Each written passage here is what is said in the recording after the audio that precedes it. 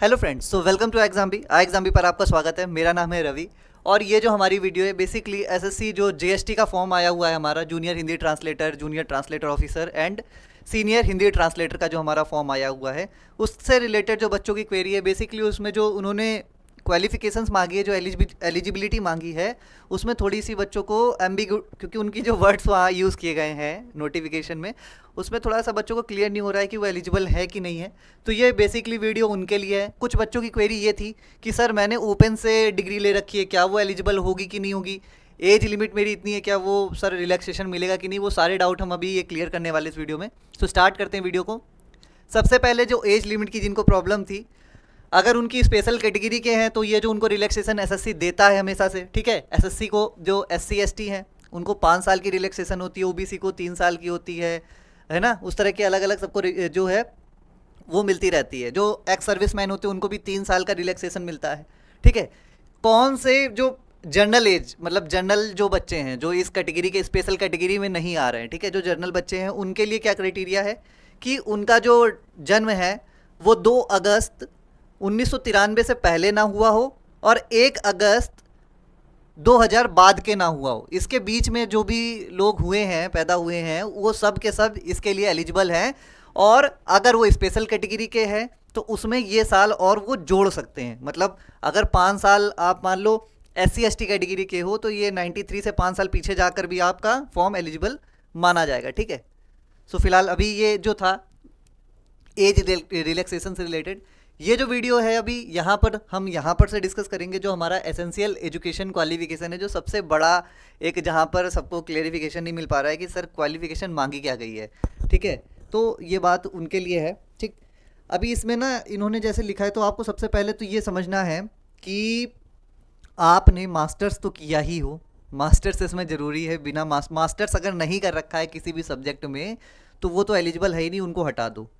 दूसरी बात, सबसे इम्पॉर्टेंट बात है कि अगर उनके पास ट्रांसलेशन का सर्टिफिकेट है या फिर उन्होंने सरकार के किसी भी कार्यालय में, किसी भी ऑफिस में 2 साल जूनियर हिंदी ट्रांसलेशन के लिए और 3 साल सीनियर हिंदी ट्रांसलेशन के लिए, अगर 2 साल आपने वहाँ पर एज अ ट्रांसलेटर काम किया हुआ है किसी भी डिपार्टमेंट में, तो फिर आप इसके लिए एलिजिबल होगे, अदरवाइज आप एलिजिबल ही नहीं होंगे। अब मास्टर्स की बात कर लेते तो मास्टर्स में क्या मांगा है, ठीक है। सबसे पहले मास्टर्स, जैसे आपने मास्टर्स में हिंदी ले रखी है, सपोज दैट आपने हिंदी ले रखी है, कोई दिक्कत नहीं, आपने मास्टर्स पूरी हिंदी से कर ली। अभी क्या है उसमें देखा जाएगा कि जो ग्रेजुएशन है वहाँ पर आपने इंग्लिश ली थी कि नहीं थी। मतलब एक दूसरे, हिंदी और इंग्लिश दोनों चीज़ें होनी चाहिए। अगर मास्टर्स में आपने इंग्लिश ले रखी है तो आपका ग्रेजुएशन में BA BSc जो भी आपने किया है वहाँ पर एक सब्जेक्ट आपने हिंदी ले रखा था या नहीं ले रखा था, सब्जेक्ट, ठीक, सब्जेक्ट की बात हो रही है। और आपने 3rd ईयर तक उसे कैरी किया था, कहीं ड्रॉप तो नहीं कर दिया था। पहली बात, अगर आपने ये किया है तो आप एलिजिबल हो। सपोज दैट आपने मास्टर्स किया है इंग्लिश में, आपने BA में हिंदी एज अ सब्जेक्ट ले रखा था और 3rd ईयर तक आपने उसको किया है तो आप एलिजिबल हो जाओगे, ठीक है। दूसरी बात, आपने मास्टर्स इंग्लिश में ही की है पर आपने BA में हिंदी सब्जेक्ट के तौर पर नहीं ली थी, कोई दिक्कत नहीं है। अगर आपने पेपर हिंदी में लिखे हैं तो भी आप एलिजिबल हो जाओगे। और इसी तरह का सेम केस इंग्लिश वाले के साथ बनेगा। सपोज दैट आपने जो है मान लीजिए जब आपने मास्टर्स किया तो मास्टर्स में आपने इंग्लिश ले रखा था, ठीक है, मास्टर्स में आपने इंग्लिश ले रखा था, तब आप देखोगे कि जो ग्रेजुएशन था वहाँ पर आपने कोई सब्जेक्ट मतलब हिंदी एज अ सब्जेक्ट ले रखा था या नहीं ले रखा था। अगर आपने हिंदी एज अ सब्जेक्ट ले रखा था, ठीक है, अच्छी बात है। नहीं ले रखा था तो अगर आपने पेपर हिंदी में लिखा है तो भी चलेगा। मतलब क्या है जो यहाँ पर हमें समझना है, एक सेकेंड, आप ये पेन का कलर चेंज करते हैं। देखिए, सपोज दैट मास्टर्स जो है हमारा, मास्टर्स हमने किससे किया, हिंदी से किया, ठीक है। अगर हमने मास्टर हिंदी से किया तो हमारी जो ग्रेजुएशन है, ठीक है, जो हमारी ग्रेजुएशन है, ठीक है, वो वहाँ पर इंग्लिश का होना जरूरी है। मतलब एक दूसरे को कॉम्प्लीमेंट करने के लिए होना चाहिए। अगर आपने हिंदी से मास्टर किया है, ठीक है, तो आपके पास ग्रेजुएशन में इंग्लिश एज अ सब्जेक्ट होना चाहिए।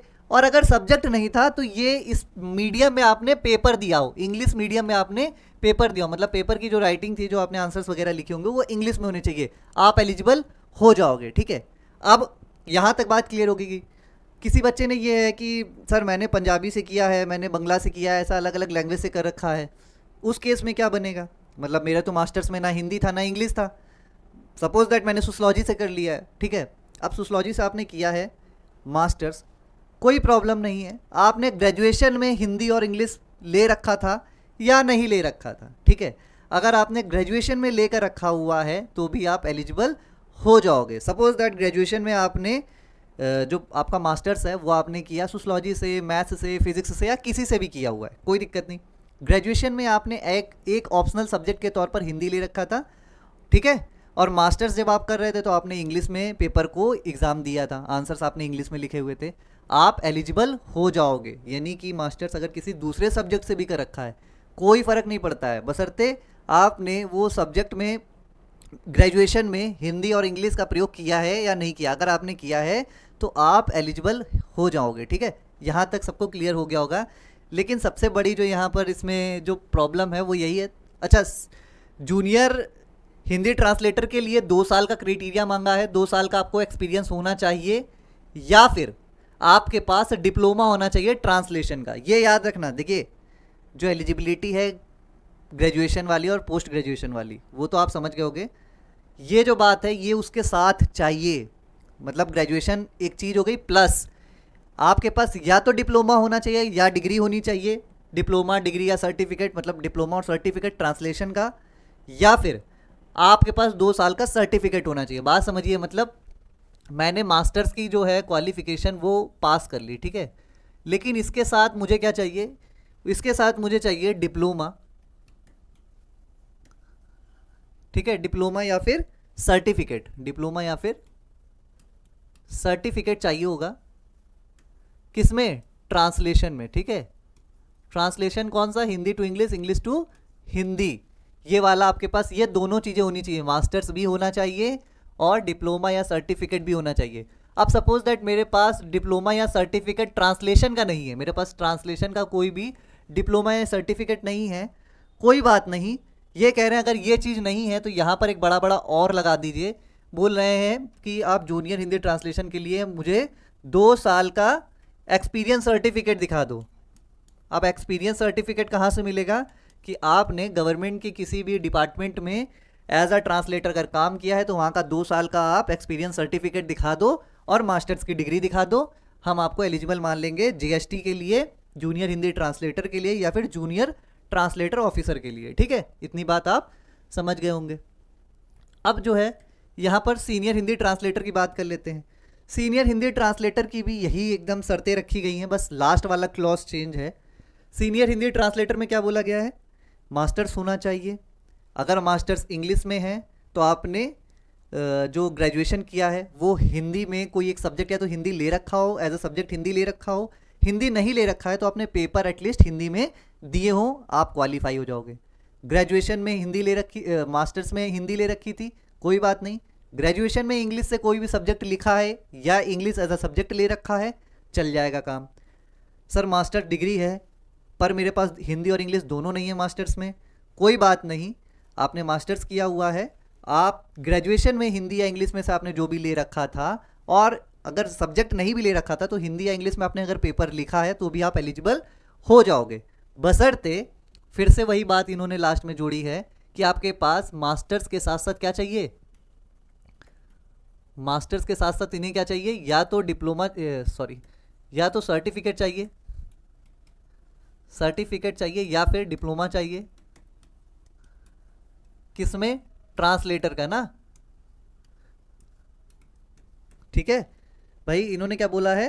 या तो हमें क्या चाहिए? डिप्लोमा चाहिए या सर्टिफिकेट चाहिए। देखिए लिखा है या डिप्लोमा या सर्टिफिकेट, और अगर डिप्लोमा सर्टिफिकेट नहीं है ट्रांसलेटर का, मान लीजिए ये चीज़ आपके पास नहीं है, ठीक है, हिंदी और इंग्लिश की ट्रांसलेशन का डिप्लोमा या सर्टिफिकेट नहीं है, कोई बात नहीं है। यहाँ पर बड़ा बड़ा उन्होंने और लगाया और बोला है 3 साल का एक्सपीरियंस दिखा दो, 3 साल का एक्सपीरियंस दिखा दो हमें। 3 साल का क्या दिखा दो भाई? एक्सपीरियंस, बस काम चल जाएगा। 3 साल का अगर एक्सपीरियंस है आपके पास, कहाँ पर एक्सपीरियंस होना चाहिए? तो वो होना चाहिए किसी भी गवर्नमेंट के डिपार्टमेंट में, ठीक है। यहाँ पर उन्होंने ये चीज़ लिखी हुई है। तो ये बेसिकली क्या था? ये रिलेटेड था आपका एलिजिबिलिटी से। आई होप कि एलिजिबिलिटी वाला अभी जो है सारी चीज़ें क्लियर हो गई होंगी।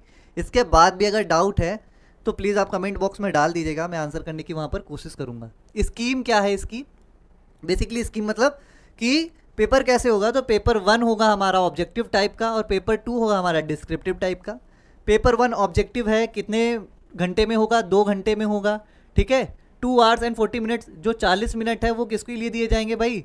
जो स्क्राइब्ड हैं या जो थोड़ा सा मतलब फिजिकली चैलेंज्ड लोग हैं, ठीक है, उनके लिए है। बाकी 2 घंटे जनरल जो नॉर्मल कैंडिडेट हैं उनके लिए है, जो आराम से मतलब सब जीवन यापन कर सकते हैं।